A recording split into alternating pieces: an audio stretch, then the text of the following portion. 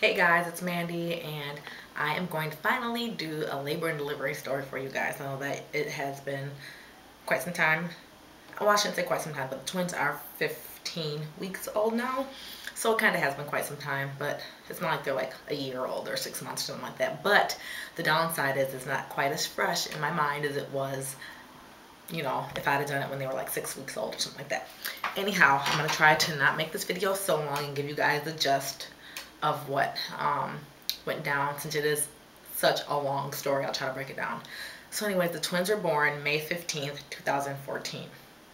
I had a scheduled C-section due to the twins being in breech. So we scheduled for May 15th at 8 o'clock to have my scheduled C-section, and I made it to May 15th at 8 o'clock. I couldn't believe it. I thought for sure that we would, the twins would decide that they were coming when they wanted to and not when we scheduled. So I made it to 38 plus weeks, 38 weeks and like 3 days I made it to. So I was very, very happy to make it that far with a second set of twins. For those of you that don't know, I do have a set of boy-girl twins that are 19 months old now. So I have a set of 19-month-old twins and a set of girl 15-week-old twins now. So this is the labor and delivery story on my girls. Anyway, so at 8:30 Cameron was born. She was baby A. She weighed 6 pounds and 12 ounces. And at 8:31 Kennedy was born, baby B, and she weighed 6 pounds and 9 ounces. It was very eventful. I was a nervous wreck. I had total anxiety, and I just almost kind of like freaked out. Like I got really scared when they were going to prepping me to place my epidural. I got so scared. Like I thought that my heart was going to jump out of my chest. I was just so terrified.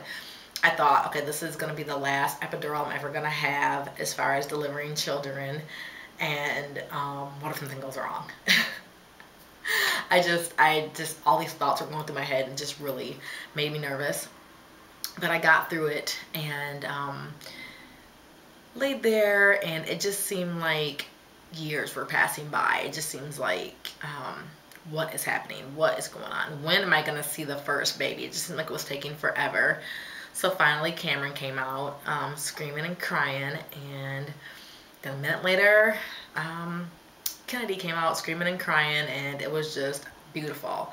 If you guys are following me on Instagram, you guys have seen a picture of me, the girls, and my husband Matt right after they were born, and it was just a sigh of relief to have healthy babies come out.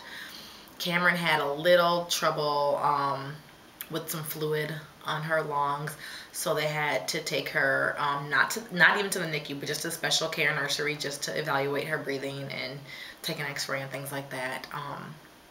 But that didn't last very long. I think she stayed for not even a whole day. It was like, I don't know, 12 hours or something like that. But it felt like forever because I was with Kennedy and I wanted my Cameron to be there. I felt like I am not supposed to just have one baby with me. I'm supposed to have both my babies with me. So it was really hard. And eventually I could leave to go to special care, but I couldn't take Kennedy with me. So Matt would stay over in our room with Kennedy, and I would be wheeled down to special care to breastfeed Cameron. So I had to go back and forth postpartum, which was not easy for me to do because I was in a lot of pain. I mean, I was in a ton of pain. I think I was in more pain this time than I was with Noah and Isaiah, my first set of twins. So anyway, I stayed at the hospital for 4 days, and it was the normal pushing in your tummy, making you hold your tummy before you cough or before you moved, or taking your blood pressure, your vitals, and just getting through it. We were discharged. The babies were fine. Cameron ended up coming back to my room, like I said, after she was evaluated, and she was fine. Never had any issues with that. It was a little scary because I didn't know what was going to happen or if she was going to be in the clear, but she was, and everything ended up being okay, which relieved me so much. I had minimal visitors this time. Last time I had a ton of visitors, and my blood pressure was not cooperating last time I had my twins.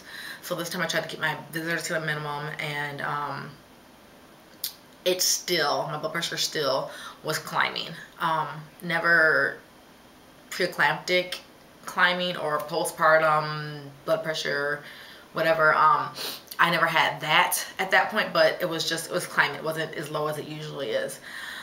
So, anyways, I got ready to be discharged, and we were gonna go home. My blood pressure was borderline high, but they said that they would send me home. I wasn't sent home with any blood pressure medication or anything like that, but I was sent home, and I had a visit the next day from home care to check the baby's bilirubin, because their bilirubins were higher than they wanted them to be, but not high enough to where they needed to be hospitalized for them. So just the heel pricks to make sure that it was evening out. So we had home care for that, and they also wanted my blood pressure to be checked at that time.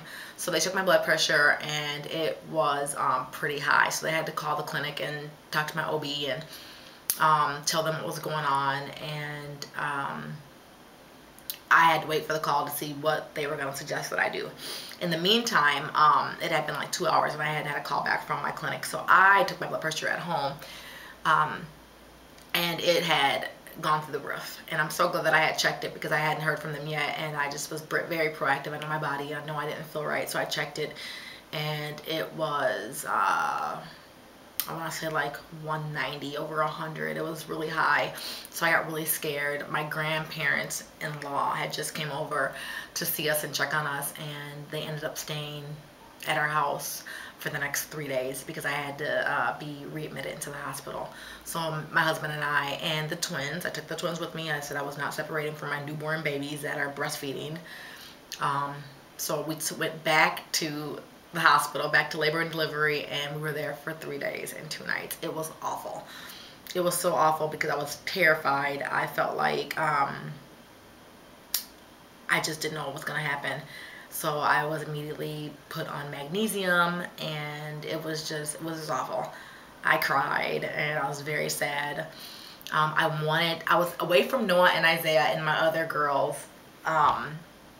for so many days, that they were so happy that I was home.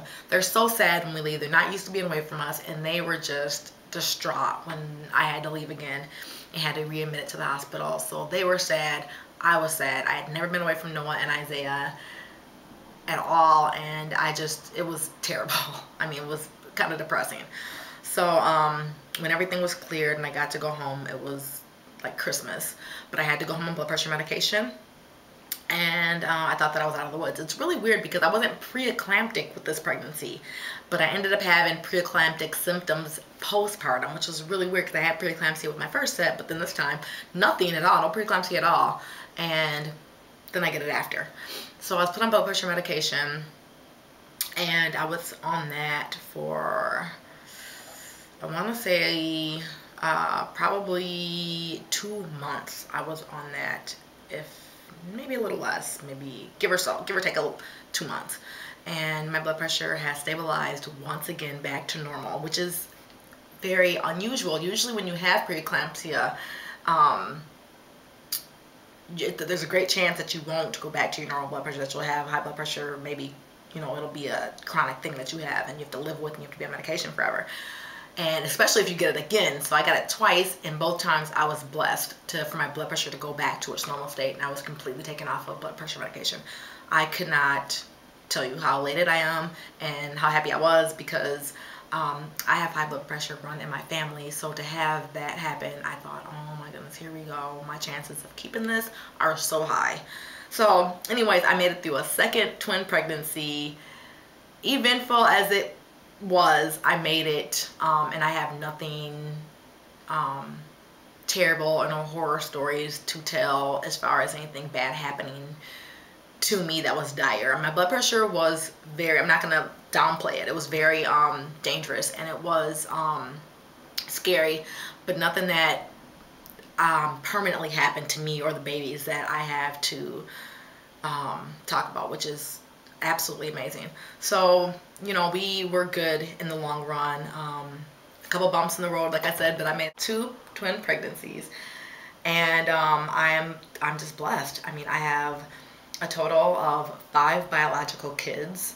I did have a miscarriage in between my first daughter and the 2 sets of twins, so I do have an angel baby, and I have 2 older girls, the 12-year-old and our soon-to-be 16-year-old, that are my stepdaughter and my niece.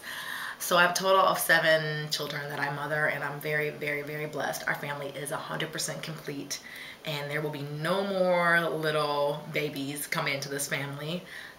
So that is definitely 100% for sure this time. I thought that I was sure of it before, and yeah, no. I got other plans for 2 more beautiful little girls to come into our life. So yeah, I'm just blessed, and that is my story. I'm probably leaving something out. I don't know. The twin girls are absolutely amazing now. They're talking, not talking verbally, but talking like cooing, like making noise and smiling, and they're just absolutely, they're darling. I just love them to pieces. I am thinking about doing Vlogtober for you guys. If you guys are interested, let me know. Thumbs up this video or comment and tell me that you guys agree with Vlogtober and want to see it.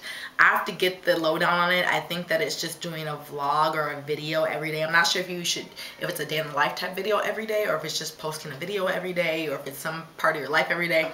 I have to figure that out. I'm gonna have to ask around a little bit of my other mommy vloggers and see exactly what I'm signing up for. But I think that it'll be fun. It'll be a challenge for me to record every day and post it, so I'm interested in doing that. I've been so busy, and I'm really glad that I'm doing this video now for you guys, because I didn't want to have to go the whole month of August and not put up a video. So I've been determined to try to be more on top of my game with vlogging, so I'm trying to do that. I really, really am trying. I know that you guys understand. You guys are the best subscribers and viewers ever, because you guys have been so understanding of the fact that I am crazy busy with all of my children all of a sudden. So thanks so much for you guys watching and for subscribing and viewing. If you're not subscribed, subscribe. Let me know what you guys think about Vlogtober, and I'm gonna have another video for you guys very soon. If there's any questions you guys have about my labor and delivery story, let me know. I'm sorry that was so fast, and I hope I didn't leave anything out. I didn't go into the silly minute details, but I told you guys the gist of what happened. And yeah, I don't think I didn't really tell you guys about the kids and who they are. My kids were all with grandparents. The grandparents came and pretty much moved into our house while we were gone, and ended up staying here for over a week. So they were in the care of my in-laws, my grandparents in-law. And they got them back and forth to school and all that stuff, and brought them to the hospital, and they were visiting. So that was really cool to have them there. I will try to post some pictures at the end of this vlog of the hospital stay, so you guys can actually see some pictures of us at the hospital. Like I said, if you guys are not following me on Instagram, I'm at Heartlife7, and you guys can follow me there, or like my Facebook page on Mandieheartslife on Facebook. Otherwise, I'll talk to you guys soon, and thanks so much for watching and continuing to subscribe and stay subscribed. See you later. Bye, guys.